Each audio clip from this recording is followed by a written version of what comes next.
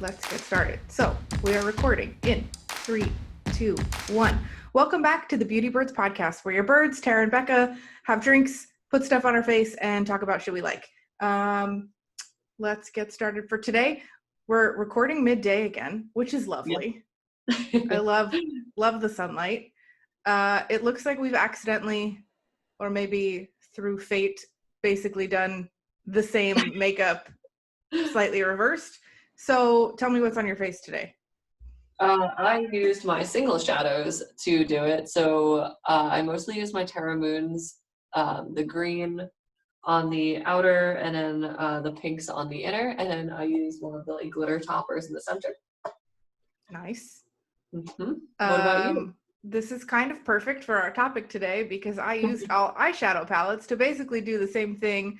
I have green from Sugar Pill Fun Size. What's it called? The Continue, that greenish yellow. That's one of my favorite.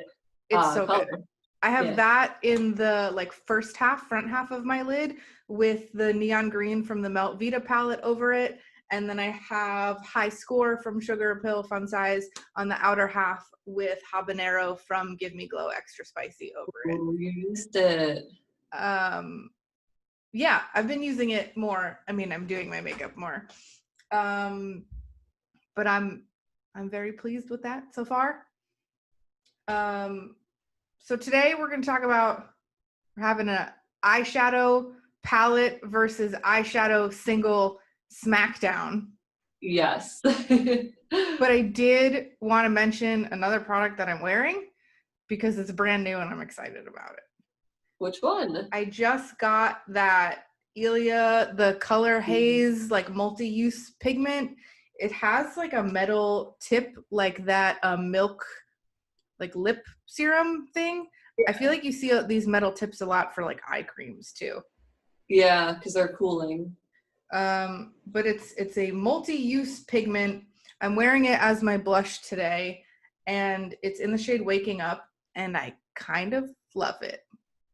I'm fully on board with the cream, liquid, anything but powder blush now. Yeah.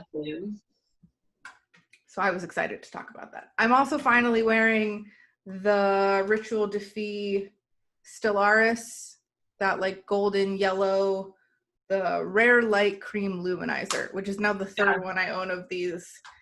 And obviously it's flawless like they all are. Are you drinking anything? I actually forgot to bring my drink upstairs, but it was a seltzer.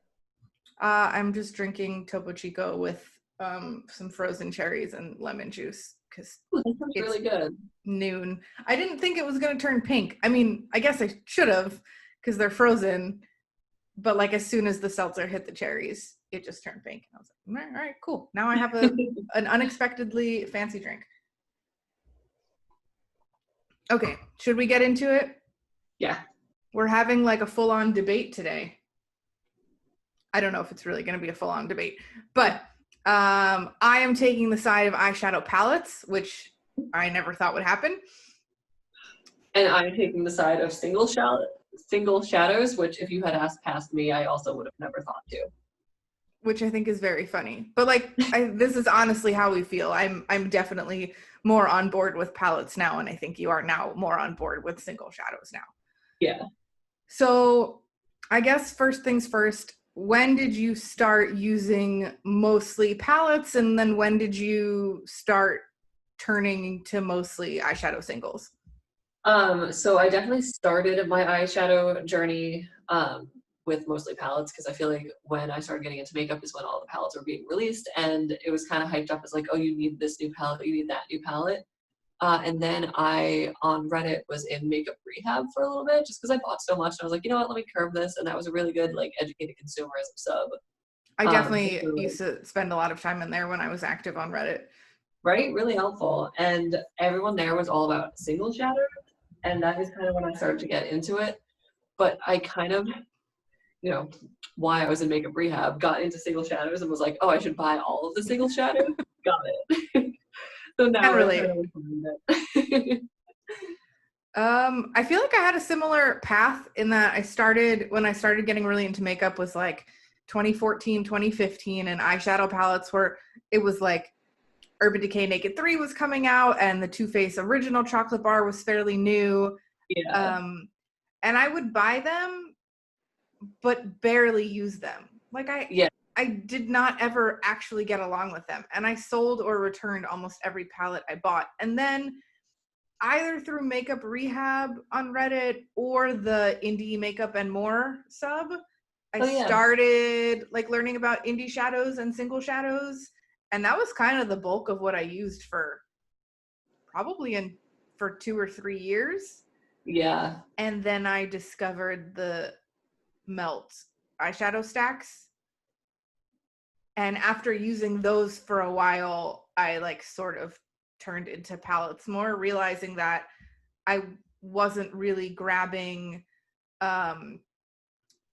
single shadows from like a bunch of different places. And especially for travel and stuff, I just felt like this was easier.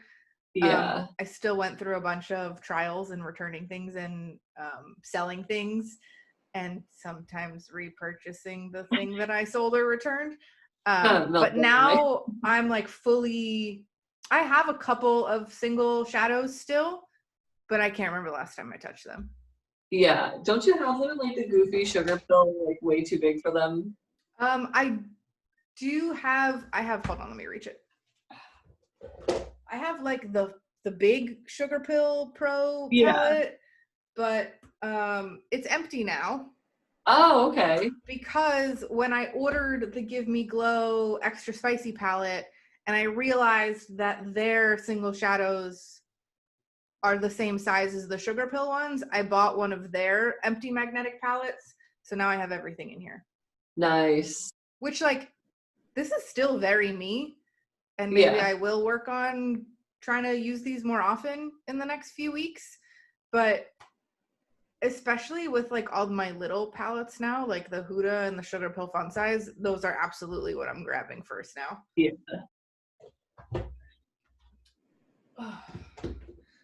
Okay, so what's your argument for single shadows? Okay, my argument for single shadows is that it's much easier to build like a bigger color palette of shades that you actually would use or like suit your skin tone better, and that your money per dollar is spent more efficiently, not wasting it on like a 36 pan eyeshadow palette where like you like 9 of the shades in it. Rather like you buy 9 eyeshadows that you'll definitely use or something like that. Sure. I think that you can like tailor your collection a little better. And hear me out, because I didn't agree with this originally. I think it is more travel friendly because like right now I have these 2 monster palettes. I kind of want like a bigger one to fit them all. Mm-hmm. But when I travel, I kind of pop 9 into like the little 9 pansy palette. And these come with me to travel. Okay. I mean, so I've definitely traveled with singles before. Like that was all I used for a long time. I agree with that. I think I only got into palettes after a couple of years of understanding that I was wasting money on palettes because I wasn't liking all of the shades. Yeah. And I just don't buy those anymore. I think also there's a lot more affordable palettes now. Yeah. In terms of like still the trendier brands that are available at Sephora, like Huda Beauty. I think this was $29. Mm-hmm. In 2015, in 2016, I feel like these things were not really happening.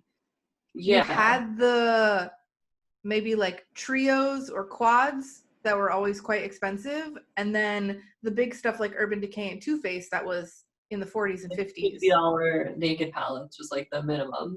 But there wasn't really like medium-sized pans from high quality like mid-range brands that are just going a little bit smaller, so it's a little bit more affordable.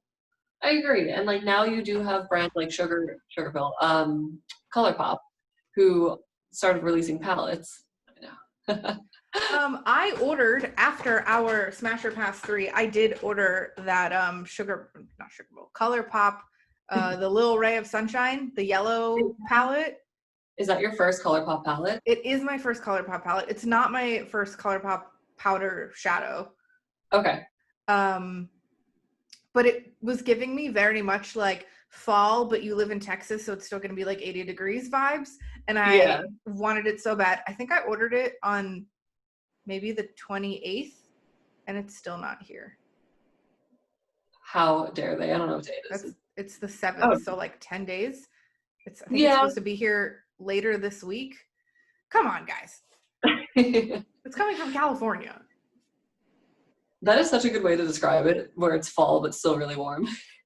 Yeah, it's like very yellow. It's like if the Melt Rust Stack lived in warm weather. Yeah.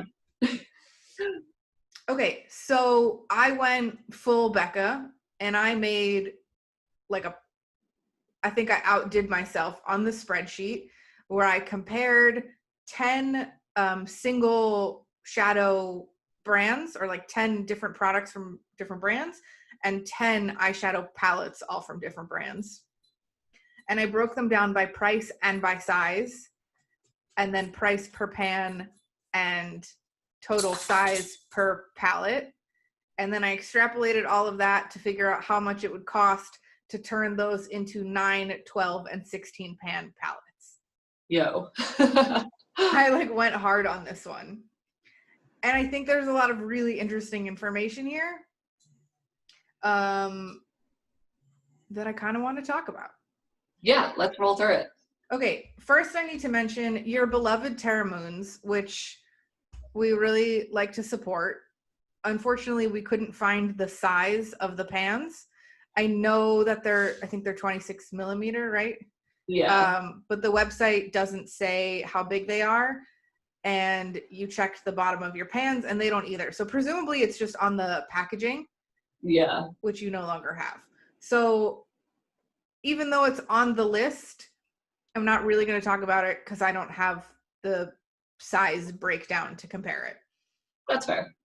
So for the single shadows, you and I picked a bunch of different brands, like all across different price ranges. The most affordable being the $2.95 Coastal Scents single eyeshadow. I should have mentioned it when you're making it. I only buy them when they're on their 99-cent sale. Even better. Yeah, so twice a year they're like on a blowout sale for 99 cents each. And the most expensive being the Makeup Forever $17 for a single eyeshadow. Yeah. Which I believe the Melt single shadows are as well, but they sell them in the like magnetic plastic casing that goes into their stacks. So I didn't count it as a single.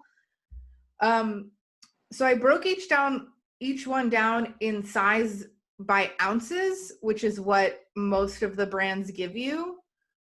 But I think grams is a way more useful size to work in because most of these are only a couple of grams and there's 28 grams in an ounce. So saying that something is 0.038 ounces tells me nothing. I want to know, is it like 1 gram? Is it 2 grams? Whatever. Yeah. What I learned is that a lot of these brands fudge their numbers. Everybody rounds up. And so what they say in ounces does not match up to what they say in grams.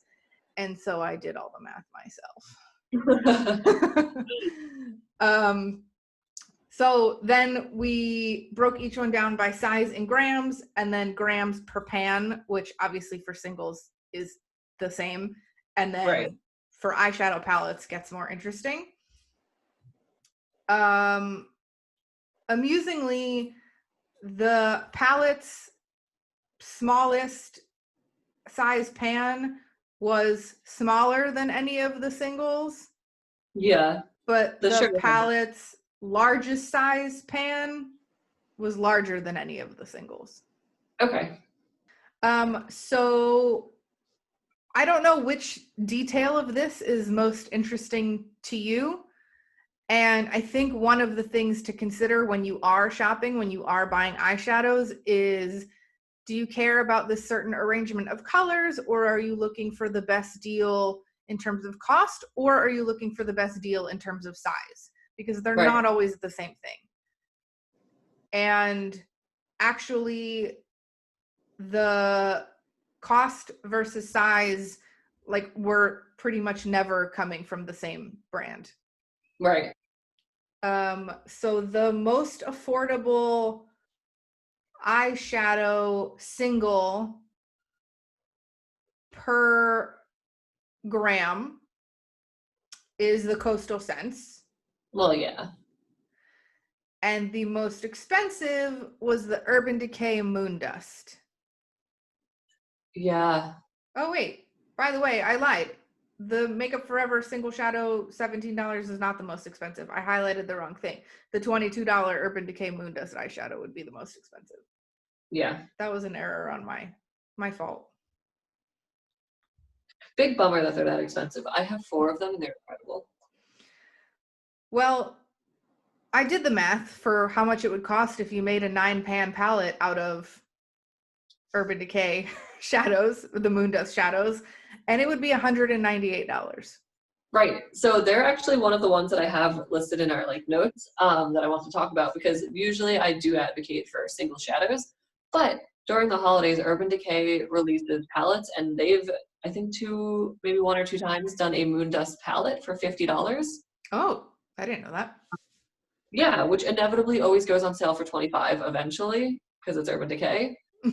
So I would always look out for that, because my argument is that like you should really love at least 50% of the shadows. I would say like 75% of the shadows that you're going to buy if you're buying a palette. Absolutely. To make it worth it. But for $25, if you're getting it on sale, that's barely more than the cost of one. So in my brain, if you like at least 2 or 3 of those shadows, it's worth it. That's fair. Particularly if it's something where you find it on sale for $25, there's a lot more argument for that. And I think also the size is less important than we want to think that it is.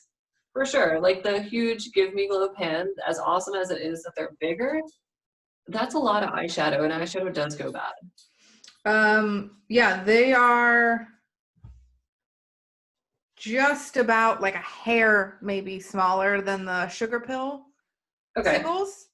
You gave me the Sugar Pill Love. No, I bought the Love Plus. You gave me the other Sugar Pill ones. Yeah, I'm not giving up Love Plus.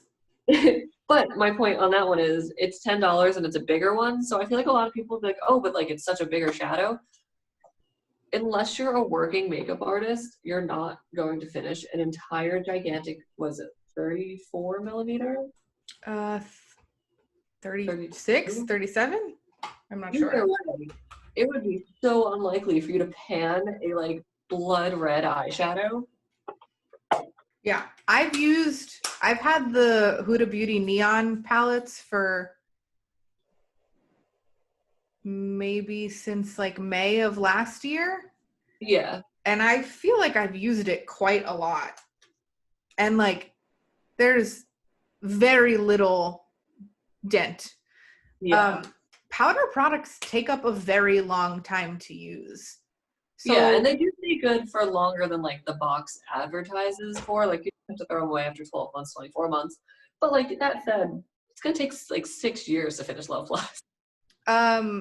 For powder products, as long as the texture and the color and the smell haven't changed, you can just sanitize it with some rubbing alcohol and like keep it opened and let it fully dry out. And like you can keep going until you use it up if all those things are fine. Yeah. So while I did focus on size because cost per gram, it matters. Yeah. I don't necessarily believe that it matters in terms of choosing what to buy because it's the biggest size. Right. I agree. But if we do look at the biggest size, the Give Me Glow Extra Spicy palette had the largest pans per gram and then the most grams per palette. And then Sugar Pill singles were the biggest size for singles. Yeah. Actually, the smallest shadows were the Sephora collection eyeshadow singles. Okay. Which I wasn't really expecting. No. They're $9, so they actually cost more than the MAC singles that are a little bit bigger. Yeah. Which, like, Sephora, who do you think you are? Right? I feel like they were competing with MAC prices back in the day, but then MAC updated their prices and Sephora just didn't. I think that maybe the Sephora brand is larger or like more popular in other countries. Maybe. Because I think in France it's kind of a big deal. I think it's at least partially a French company. I mean, okay. I think all of LVMH are French things. But I still felt like it was odd. And then the smallest palette in terms of total grams was Sugar Pill Fun Size. Mm-hmm. But the smallest pan sizes, so like grams per individual eyeshadow. Yeah. Ready? Anastasia Beverly Hills Modern Renaissance. Yeah, okay. I can see that. They're little squares. They are little squares. They're just over half a gram a piece. There's 14 eyeshadows in the pan. Mm-hmm. So it's basically $5.67 per eyeshadow pan in the palette. That's a great thing to know because, like me, who returned it, bought it again, and then sold it, if there's only 3 or 4 shades that you like in that thing, you can do better than $5.67 a pan to find those individual shades. Right. Let's see. Makeup Geek is $5.49 a pan. Mm-hmm. Coastal Scents $2.95. ColourPop $4.50. Which is always on sale too. Even if we wanted to go a little bit over, Terra Moons is $6 a pan. Like for 4 or 5 shades, it doesn't make sense to spend the $45 on the eyeshadow palette. It doesn't. And that I think is why, so another argument for single shadows, I think that's why a lot of palettes are organized in like more of a chaotic way than like monochromatic or in color order, like rainbow order. To kind of like trick you into being like, oh, you know what, that shade in the corner is so pretty. You know what, so is that one over there, and like not realize, one, that you don't really need the pop of blue, and 2, that you're really just being distracted by a pop of blue rather absolutely. than loving every single shade. So whenever I do look at palettes, because I do own 3 palettes total, and whenever I look at new ones, I kind of always like remove the pop and then see what other colors remain. And if I like any of them, again, it has to be like 75% or more for me to justify it. I also think it's really important to look at the swatches.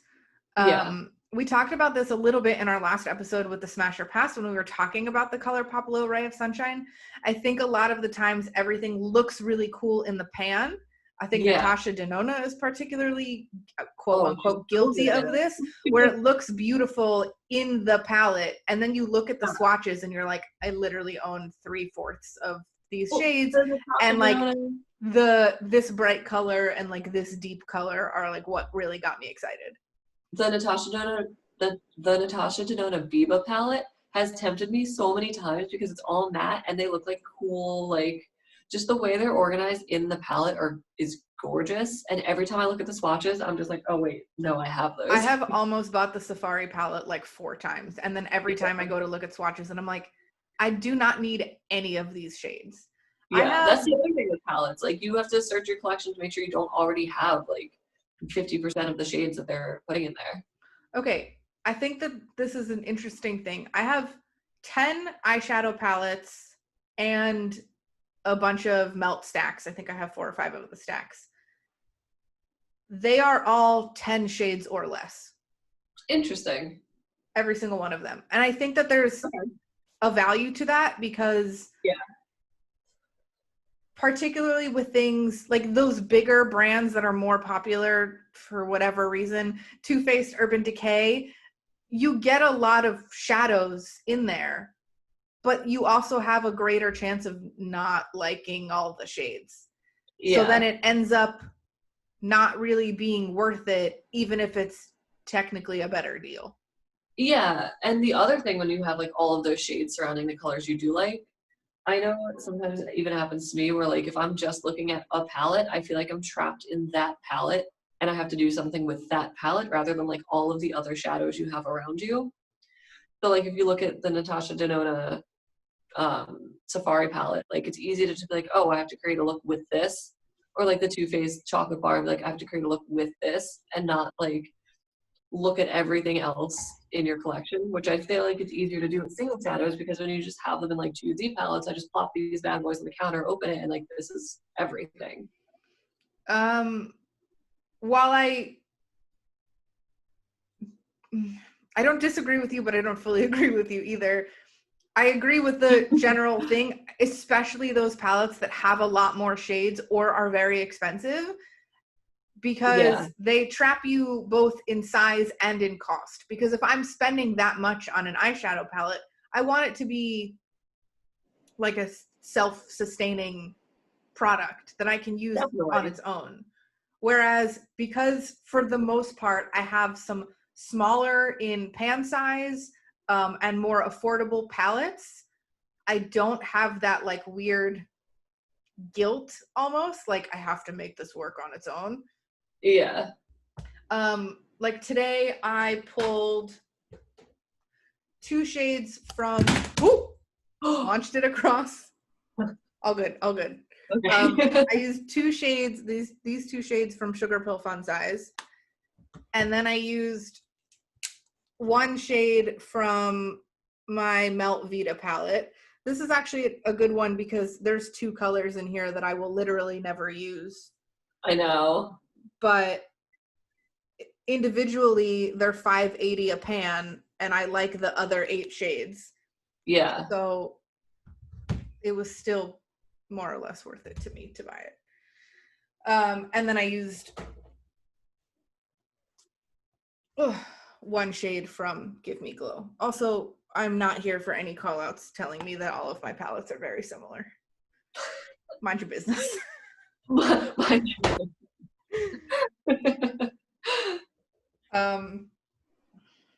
Wait, is that true? Was it worth it to me? Maybe it wasn't technically cost effective for me to buy the Melt Vita palette if I only liked 8 shades. How interesting. Because they're $5.80 a pan, and there's 10 shades, so it was $58 for the palette. But I only like 8 of them. I mean, I guess in the defense of palettes, I'm going to keep going back and forth between the two, even though I'm like going on the side of single shadows. In the defense of palettes, it does help you pick a color story. So like, you know, sometimes you might not have bought that green that's in there. You know? Yeah. I think it also depends on what you're looking for and how much of it. Because if there's a palette that's, like, for example, the Vita, I think it's super well put together. I love the color story for the most part. There's 2 like weird cool toned grays that make me look like I'm ill, but I like objectively understand that it's put together well. Gemini is the example that I used in the thing. So let's look at Gemini. This is a fantastic color story. I love it. I actually haven't used this yet since I repurchased it. Oh, I guess I did a little months ago. But now we're getting into fall, so I'm going to start using it again. Okay. I'm saying this on record that I'm going to use this for next week when we record. I think this color story is beautiful. I like the vast majority of the shades in here, and they end up being $5.80 a piece. I don't think it's necessarily worth it to spend the time and the energy and all the attempts of trying to dupe it just to get a slightly more affordable version of using like Coastal Scents or ColourPop single shadows. Yeah. However, if I really only liked, you know, let's say these 2 greens, then it's worth it to look for that in singles and not spend the money on a whole palette for a couple of shades. Which is funny because that's my exact same situation where for that palette, Gemini, I love those 2 greens.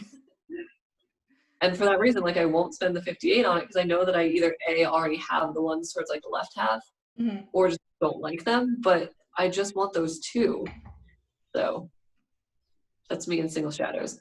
Also, I'm another thing that like I've noticed, and this is just like a me personally thing for single shadows, but I am always tempted to depot my colorful shadows so that they go into my like visually pleasing rainbow palette. So like this is the electric palette, the Urban Decay Electric. This is from Lime Crime's Venus 2. These are the Sugar Pills. These are from Lime Crime Venus as well. So like I have a harder time justifying palettes because I feel like sometimes I like them just for the artwork, but they're going to end up either here or dying to get here. I have other singles. This one is depotted. This is NARS Persia, which regrettably was discontinued, but was like one of my favorites for a long time. I mean, there's definitely value to both. I think I used to be very much on the side of single shadows only. And then while I'm not like across the board palettes only, for me personally, I end up using more of what I own, having it in palettes. Especially, like I said, with these little guys that like oftentimes now when I travel, I grab these three things that like takes up very little space in my bag. It's like a couple square inches of space. And I have between the three, like almost 30 shades. I can basically do anything for a week away. And I was really struggling to do that with single shadows. But you're a designer and you think about things differently. I do. And like I have this one and I'm still tempted to rip these out of here to put them in my rainbow one, just because I feel like when I do a look, I forget to grab this one because I have these in front of me. Please don't depot your fun size palette. If I'm only because you are too chaos. Really bad. Yeah, you're bad at depotting. I will do it for you. When I visit you, I will do it for you. Okay, good. Because I'm bad at depotting cardboard palettes. Like, I don't know how someone messes it up so badly, but like, I can't do the cardboard ones. One of my very first posts when I was still writing for Makeup Nerdery was depotting a Stila palette. And like, I'm pretty sure that was the first time I ever depotted anything. And it was fine. I don't think I broke anything. I don't understand. Did I also depot a limited edition Kat Von D palette back in the day? I think I may have. You might have. I can't remember now. I know that it was the Esperanza palette that I found on Makeup Exchange on Reddit because I was like early in makeup days and I didn't know Kat Von D sucked and I thought the palette was so cool and then I got it and I was like, I hate this. That's where I got the Me Vita Loca remix one from Kat Von D, which I also depotted and killed a couple of them, but a lot of them survived it. But for some reason, rainbow palettes, I'm like, I need to take this out and reorganize it in my own palette and mix it with my other rainbow shades. I mean, I understand the feeling. I've thought about depotting my melt palettes, but I don't think I can do it. Okay, so one of the things I did was extrapolate all the info I took of cost per pan and cost per gram and turned it into how much this would cost if we turned it into a 9, 12, or 16 pan palette. I picked those because I think those are the more popular and like sort of standard sizes, even though in our list we have a 14, a 15, and an 18 pan palette. Yeah, by the way, the Too Faced Pumpkin Spice palette is 18 shades. It's $49 and it's 18 shades. But most of what I own are 9 pan palettes, and I think that that's really popular right now. Did you disappear? Hey, am I still here? Yeah. Okay, sorry. But I wanted to compare because, as we said, if you are only looking for a couple of shades, it's probably worth going for the singles. But to build your own thing from eyeshadow singles, is not worth it. Basically, we're kind of both correct. If there's a couple of specific shades you want, singles absolutely are the way to go. Yeah. If you want to basically build your own palette from eyeshadow singles, it's probably not cost effective to do so. The most affordable palette that 9-pan palette that we had on the list was the ColourPop Little Ray of Sunshine, which is $14 for 9 pans. Right. The cheapest you could do from buying singles to make a 9-pan palette is $26.55. And that's with the Coastal Scents singles that are $2.95. Right. Which, not that there's anything wrong with Coastal Scents, but if you like, you know, maybe a more popular or trendier, more mid-range brand, it gets even more expensive. To build a 9-pan palette of MAC single shadows is $72. Right. It's just not. And to build a 9-pan palette from ColourPop singles is $40. Yeah. It's harder to do. And I think it has more of a learning curve to it where it's not like something that you just go into and buy all the singles, but it's more of like I know what I need, now I'm going to go find it kind of approach. With like a lot of trial and error too. Because one of the things that I do buy in single shadows are the Super Shock shadows because they have like that special glittery duochrome, like you won't find it in a palette kind of color.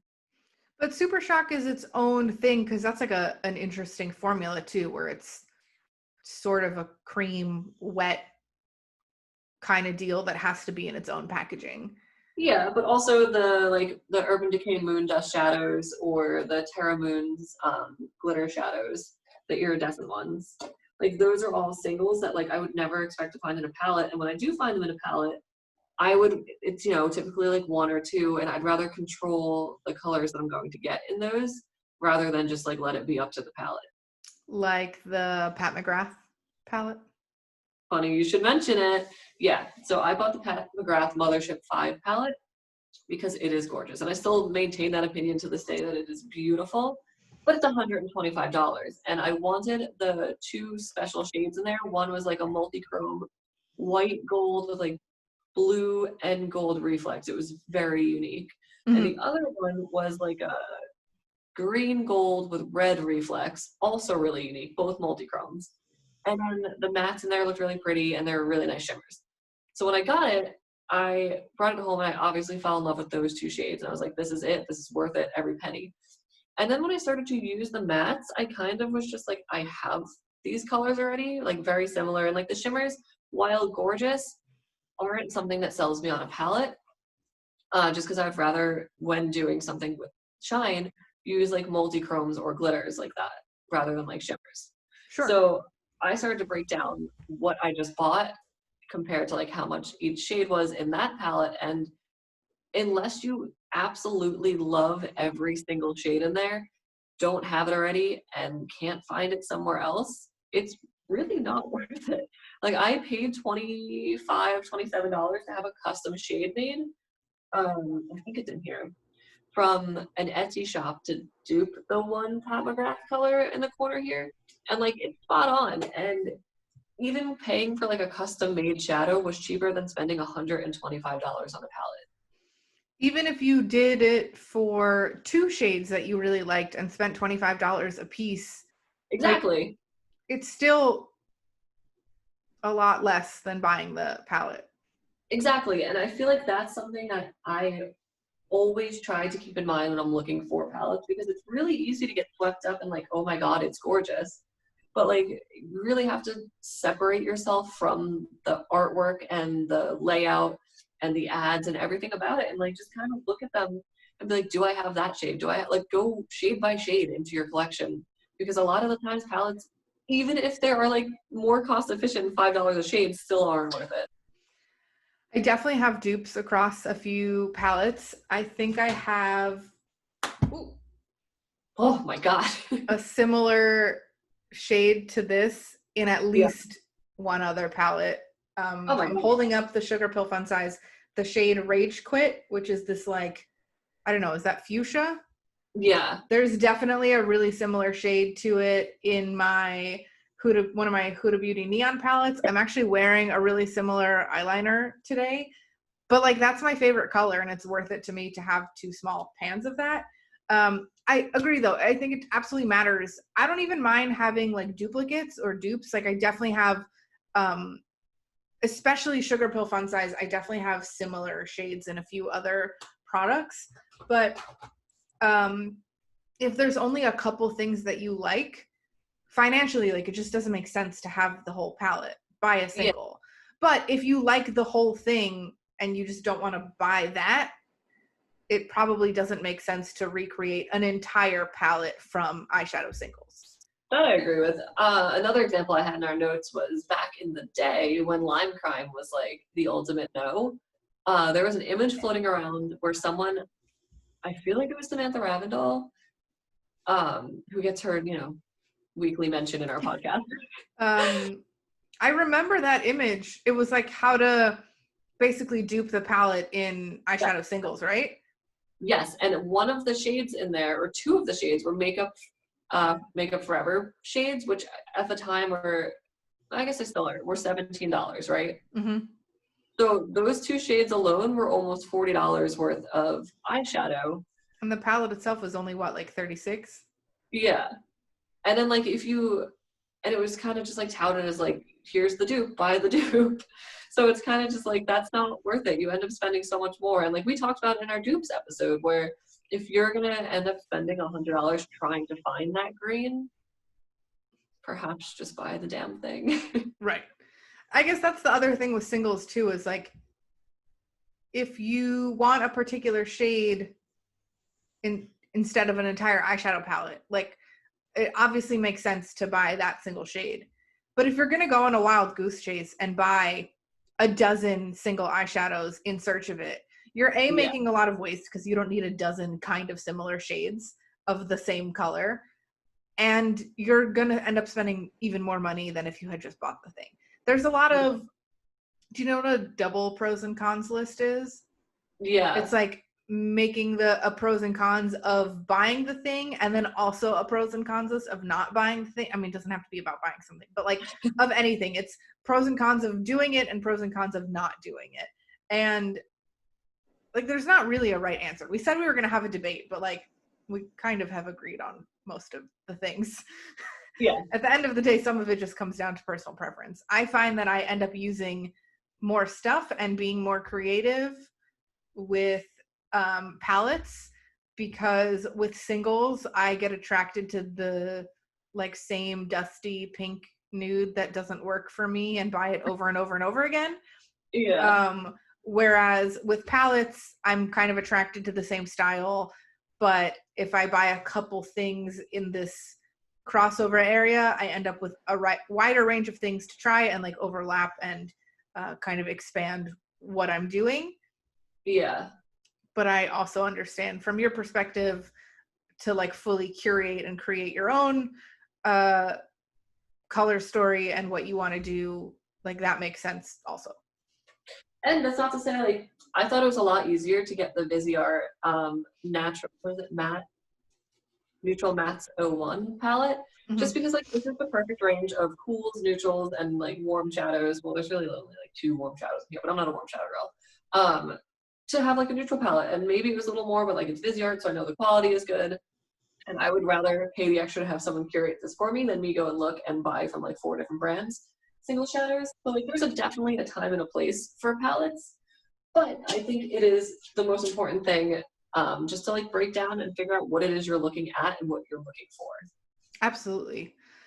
And I think having done this whole spreadsheet and like extrapolated all this information, which we will put into the blog post for anybody who is a weirdo like me and like wants to see all these numbers.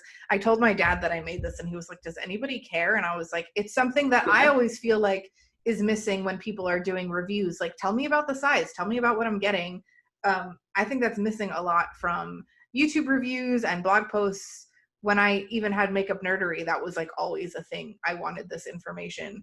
Right. But like we said, also, there's an option of, do you want the most affordable approach or do you want the most product? And while the most product I don't think is as important as we want it to be, I do also think it matters for something, for example, in the case of Modern Renaissance, if you did just want, they have those like 2 berry shades that I think is part of why it got so popular, because otherwise it's a pretty basic neutral palette. That not only could you do better in cost per gram or cost, not really cost per pan, but cost per gram was, hold on, cost per gram. Did I do that math right? I'm assuming I did. I may have mixed these up. I'll have to double check before we post them. But it was basically a couple dollars per eyeshadow, but they're also very small. Yeah. So like if you just wanted 2 or 3 shades, while like the cost per pan might be a little bit more, you would get a lot more product. And when they are literally like half a gram, I do think that's something that you could fairly easily use up. Yeah. So it's really about like figuring out what your values are. Totally. And I think it's just also about not getting like sucked into pretty artwork and like consumerism. Did we thinly veil a discussion about eyeshadow to just be an educated consumer podcast? It's kind of our jam. I think I may have mixed up my 2 columns of cost per gram and cost per pan. Oh wait, no I didn't. Just kidding, because the pan is less than a gram. Sorry. I haven't had lunch yet. Right. So it depends on what you're looking for. If you are just trying to replace 1 or 2 shades or a couple of shades rather than buying a whole thing, it does make sense to think about the size. I think that's a benefit, particularly for those bigger, more expensive palettes from brands like Too Faced, Tarte, Urban Decay, Natasha Denona, maybe. She's been on sale recently. Well, she came out with the new palette, the Glam. I think, is it Lauren May Beauty, has like a 45-minute video of just trying to talk herself out of the one palette. I didn't watch it. I love those videos she does. It's basically 45 minutes of her going through her single shadows to be like, please tell me I have this. I like them if it's something that I also want and I'm trying to talk myself out of. But if it's a product I'm not particularly interested in, it's less interesting for me to watch the video. But things like, what am I trying to say? Palettes where the pans are smaller, that is something to consider if you're just trying to dupe a couple of shades. Right. But things like Give Me Glow, where the pans are enormous, if you only want 1 or 2 colors, trying to beat the size is probably less important because I think it's going to take a long time to finish those. Yeah. Yeah, and that was the other thing, like beating the size and like the whatnot. That always is my great debate with ColourPop palettes, because like I have the Smoke Show one, and I basically bought it because I was on the hunt for like maybe 1 or 2 grays, and then I saw this and it had the colors I was looking for plus a bunch more, and even though I don't love all of them, I got it on sale for $9, which breaks it down to about $1 per pan. And right, that's hard to beat. It's hard to beat. So like, yeah, there's definitely a time and place for palettes. Anyway, so I broke it down by what the best deal is per cost and also what the best deal is per size for each of the things. So let's do 12 pan palettes as an example. If we were going to make a 12 pan eyeshadow palette out of singles, the best deal for cost would be the Coastal Scents single eyeshadows, which would be $35.40 if you got them at that $295 full price. But Right. The best deal for size for the most product would be Sugar Pill singles, because they are like 2.85 grams per piece. Mm-hmm. So a 12 pan palette would be 34 grams, but it would cost you $120. Right, which I think they at that point include the palette for free or something, right? Yes. Some brands like also incentivize you to buy a certain amount of singles, and they'll include something free, or be like, for the flat rate of $50, you can have 12 singles. Don't get me wrong, I absolutely love Sugar Pill. We've talked about them to death. I love their singles. I love the fun size palette. It's probably one of my best palette purchases ever. But if it's the size you're after, the Give Me Glow 9-pan eyeshadow palette was $41. And those pans are actually bigger than the Sugar Pill singles in grams. Yeah. Like, it's just a balance of figuring out what your values are. But size, like, while size matters in doing the math and figuring out what you want and need, just like I want the most amount of product is not the best approach. I feel like it's a thing that comes up in YouTube videos a lot of like, oh, it's so small of a product, but like, how long does it take you to use that up? For sure, especially when like these bigger gurus have like 60 palettes, or like even just 10 palettes. It's hard to work through them all. I don't think I have hit pan on any shadow that I have right now. I'm very close with my Urban Decay. I don't even know what shade this is. I'm gonna see if it's on the back. Probably not. No, it's not. One of their Zodiac shades, or Moon Dust shade. It might be Zodiac. I don't know. But yeah, I've come like very close to pan on this, and I've had this for like 3 years.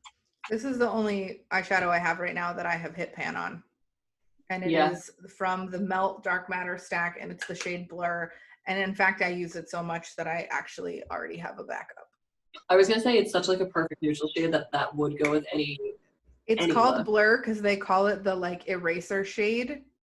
But I also think it's great for like setting eyeshadow primer and stuff. Yeah.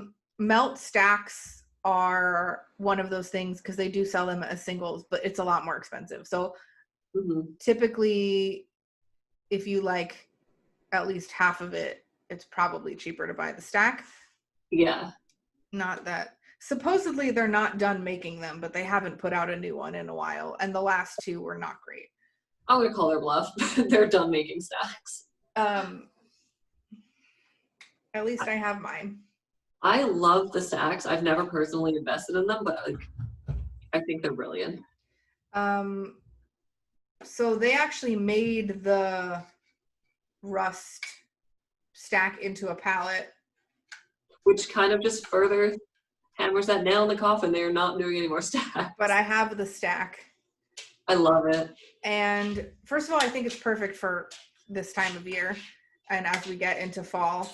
But I also feel like it's going to go great with the ColourPop Little Ray of Sunshine that I just ordered. That was actually something that I thought when looking at that. It looked too similar to the Rust one. It has like Rust adjacent shades.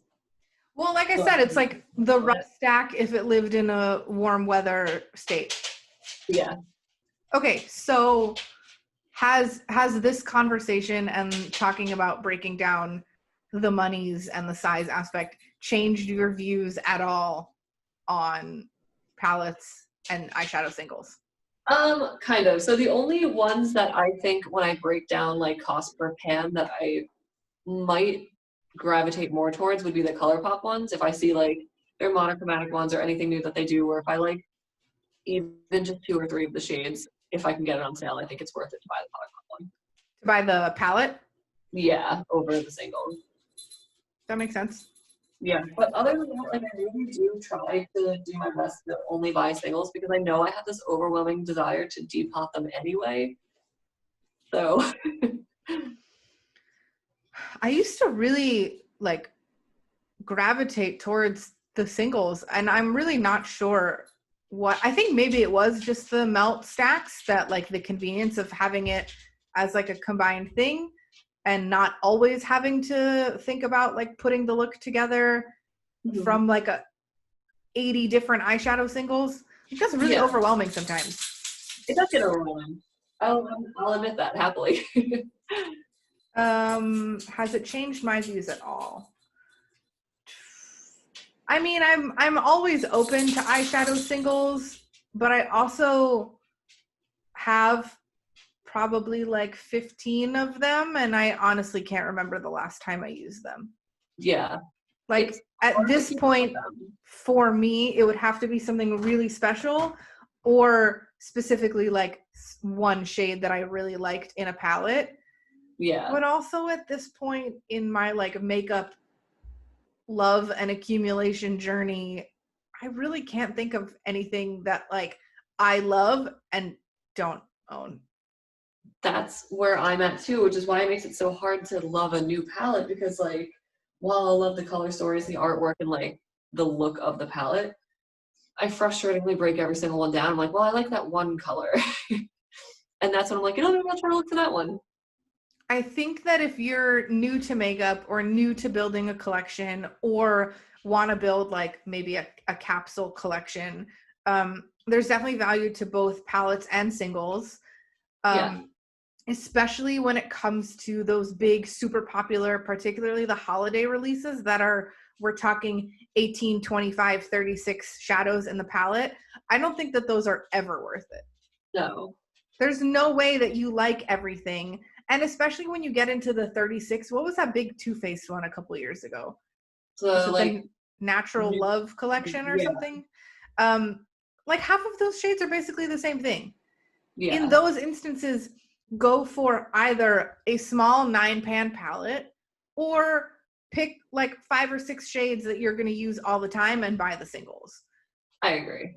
I have And 3 Makeup Forever shades in like various pinky tones I love that those. Those are beautiful blushes. the bigger one, the bigger shadow is a blush. I got a sample of it and I was like, this is the perfect pink eyeshadow for me. And so when I used up the sample, I bought it. But when I was working full time in an office and had to be in the office every day, this was my like no effort, 30 seconds to do my makeup look. Um, I don't know what my point was to that. There's value either way, but I think as you start getting into larger palettes, it probably makes more sense to pick out a couple of singles. Yeah. And you also mentioned like holiday releases. You don't need a 30-pan palette that's shaped like a Christmas tree. I don't think that you ever need a 30-pan palette, and I don't think you ever need a palette that's shaped like a Christmas tree. So yeah, when they're smashed together, you certainly don't need it. Yeah, I think it's interesting that I own, I mean, I guess if we include the melt stacks as palettes, about a dozen, 12 to 15 like prepared eyeshadows collections, Yeah. and they are all 10 pans or less.